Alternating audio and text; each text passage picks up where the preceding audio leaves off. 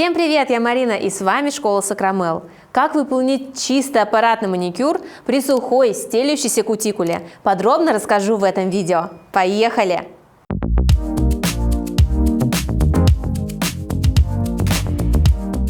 Давайте посмотрим на руки модели. Что означает стелющаяся кутикула?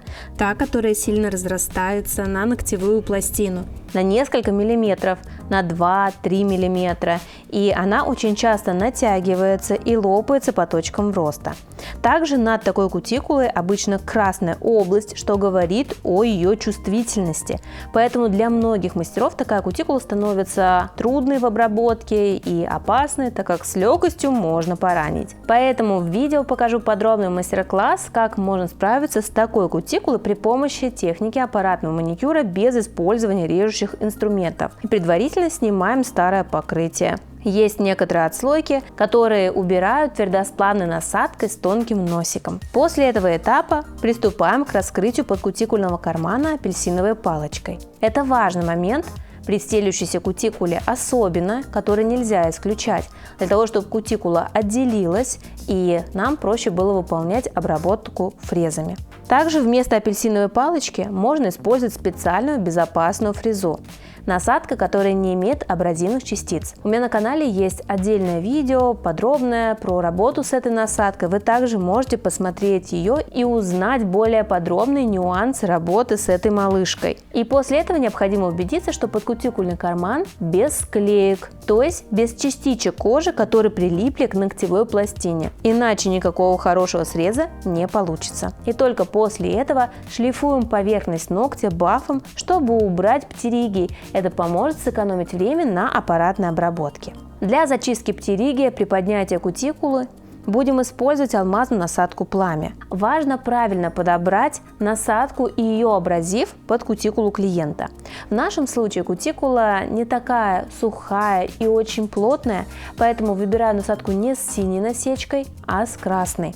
И сначала в положении форвард прочищаем левые стороны ногтевой пластины. Работаю очень аккуратно и поступательно, чтобы не было неприятных ощущений у клиента. После чего обрабатываем правые стороны, что помогает нам лучше раскрыть подкутикульный карман.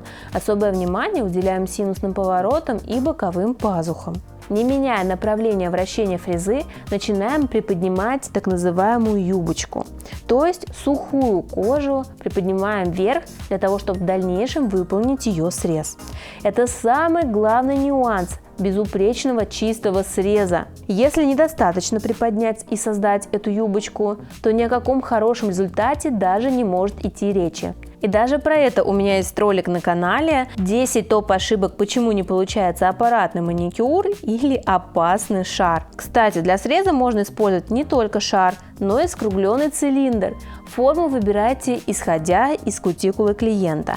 Абразив также выбираем исходя из типа кутикулы. Если она плотная, жесткая, тогда используем синий абразив. В нашем случае отлично подходит красный. И задача центральной частью фрезы диаметром постепенно спиливать сухую приподнятую часть кожи, кутикулу. Постепенно, миллиметр за миллиметром, мы выполняем очень бережный и аккуратный срез, без давления, чтобы не повредить кожу. В труднодоступных местах можно еще раз пройтись пламенем или выполнить окончательную шлифовку среза. При работе со стелющейся кутикулой есть такая особенность, что сначала выполняем срез, а потом еще можно слегка углубить подкутикульный карман алмазной насадкой пламя, при необходимости еще раз зашлифовать. То есть работа строится в 2 этапа. И если вы все сделали правильно, то получается идеальный, чистый аппаратный маникюр без использования режущего инструмента.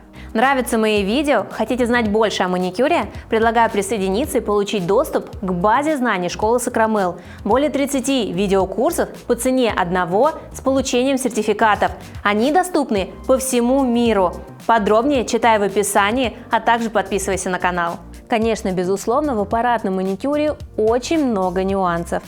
От того, как правильно ставить насадку, до правильного нажатия на фрезу или его отсутствия, поверьте, нюансов много. Это все требует практики. Если вы отпрактикуете на себе, на моделях, на клиентах, то у вас будет маникюр получаться без труда. Ну а мы приступаем к восстановлению ногтевой пластины. Предварительно нанесли препараты для подготовки, а также базовое покрытие. И для восстановления использую густой гель-желе.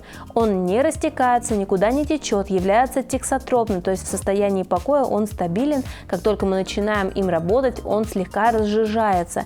Мы вытягиваем уголки прямо по воздуху, что позволяет выполнить ремонт без использования нижних и верхних форм. Это довольно быстро, если научиться работать гелем-желе. Это существенно сэкономит время, нежели чем взять нижнюю форму, ее вырезать, или взять верхнюю форму, пока ее примерить и нанести материал вовнутрь. Так что берите этот способ на заметку.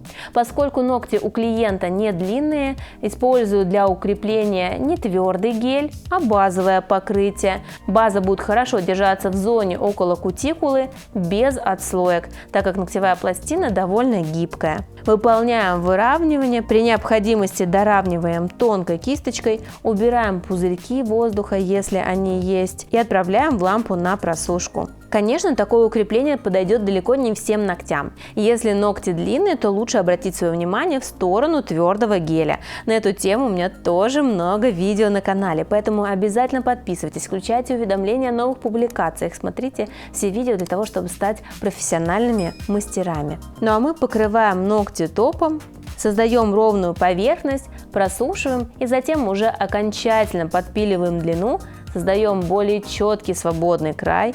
Ну и, конечно, не забываем выпилить толщину, которая появилась.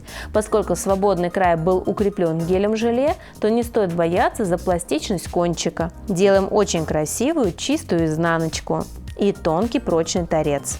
Насадками, которые использовал в данном видео, поделюсь в нашем телеграм-канале. Подписывайтесь и туда, там много полезной информации. Наш результат чисто и быстро, без режущего инструмента. Смотрите на канале и другие полезные видео с маникюром и не только. А я желаю всем успехов в работе. Счастливо! Пока-пока!